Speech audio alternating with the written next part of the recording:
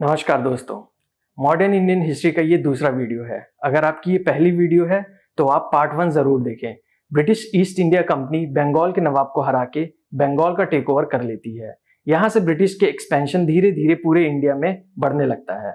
बंगाल को हराने के बाद ब्रिटिश साउथ की तरफ बढ़ने लगती है।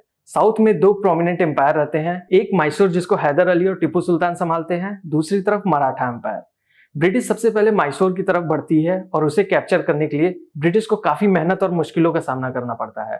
सिर्फ मैसूर को कैप्चर करने के लिए ब्रिटिश को 4 लड़ाई लड़नी पड़ती है, जिसे एंग्लो मैसूर वॉर के नाम से जाना जाता है। 1792 में होने वाले एंग्लो मैसूर के लास्ट वॉर में टीपू सुल्तान को मार दिया जाता है। टीपू सुल्तान बहुत ही ब्रेव रूलर था। वो ये कहता था कि जिंदगी भर एक भेड़ के जैसे जीने से अच्छा है कि एक ही दिन जियो पर शेर की तरह जियो। शायद इसलिए इन्होंने ब्रिटिश गवर्नमेंट के सामने हार नहीं मानी और अपने आखिरी सांस तक लड़ते रहे। मैसूर को कैप्चर करने के बाद ब्रिटिश मराठा की तरफ बढ़ने लगती है। मराठा एम्पायर पहले से ही वीक हो चुकी थी क्योंकि अफगान का रूलर अहमद शाह अब्दाली ने मुगल से अलायंस बना के 1761 में मराठास को पानीपत के बैटल में बुरी तरह से हरा दिया था।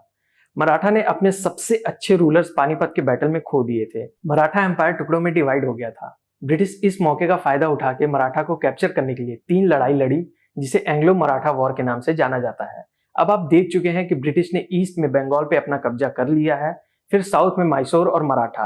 अब ब्रिटिश नॉर्थ में पंजाब और अवध की तरफ बढ़ने लगती है और 1818 आते आते ब्रिटिश लगभग पूरे इंडियन कॉन्टिनेंट को अपने अंडर ले लेती है।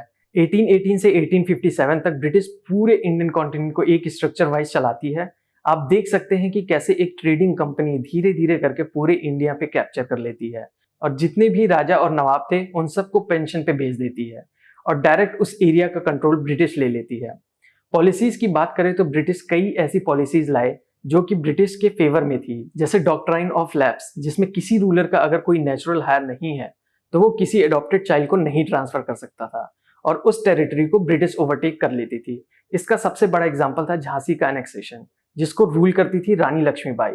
उनका खुद का कोई बेटा नहीं था, इसलिए ब्रिटिश ने उसे ओवरटेक कर लिया। दूसरी पॉलिसी थी जिसे सब्सिडियरी अलायंस कहते हैं। सब्सिडियरी अलायंस में यह था कि 2 इंडियन रूलर अगर लड़ाई कर रहे हैं, उसमें से एक रूलर अगर सब्सिडियरी अलायंस पे साइन कर लेता तो ब्रिटिश उस रूलर के साथ में आके दूसरे रूलर से लड़ती, बट इसके बदले जिस रूलर ने सब्सिडियरी अलायंस पे साइन किया उसके एक तरह से हारा हुआ समझ के ब्रिटिश अपने ट्रूप्स उस रूलर के टेरिटरी में रखती है और उस टेरिटरी के एक तरह से ऑटोनॉमी चली जाती है। न ही साइन की हुई टेरिटरी ब्रिटिश के परमिशन के बिना किसी से वॉर कर सकती है, न ही ट्रेड कर सकती है, न ही किसी बाहर के रूलर के अपने यहाँ एम्प्लॉयमेंट दे सकती है।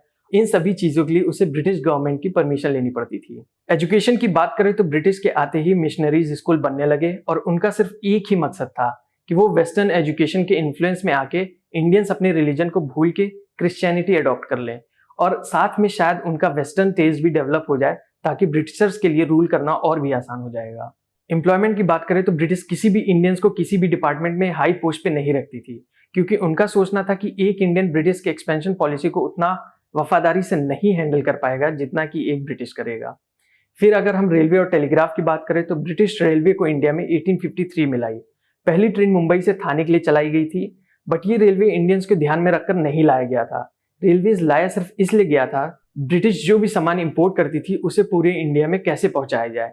मेन रीजन रेलवे का यही था। और तो और अगर कहीं पे ब्रिटिश एम्पायर को कोई चैलेंज करे तो वो अपने ट्रूप्स को जल्द से जल्द उस जगह पे भेज सके।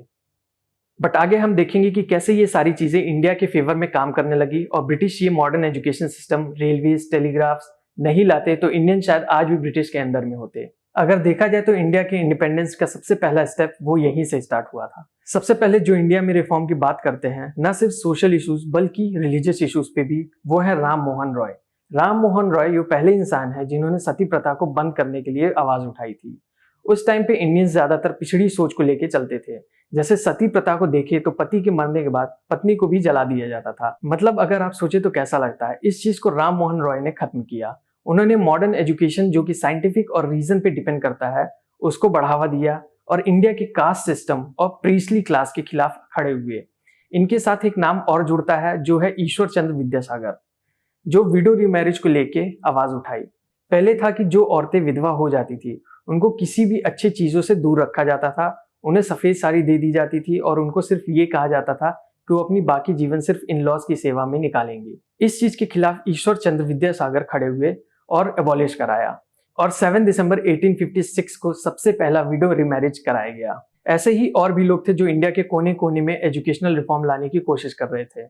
मॉडर्न एजुकेशनिस्ट का ये मानना था कि अगर ब्रिटिश को समझना है, मॉडर्न एजुकेशन से समझा जा सकेगा।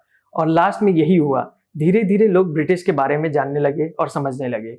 और सबसे पहला मास रिवोल्ट होता है ईयर 1857 में।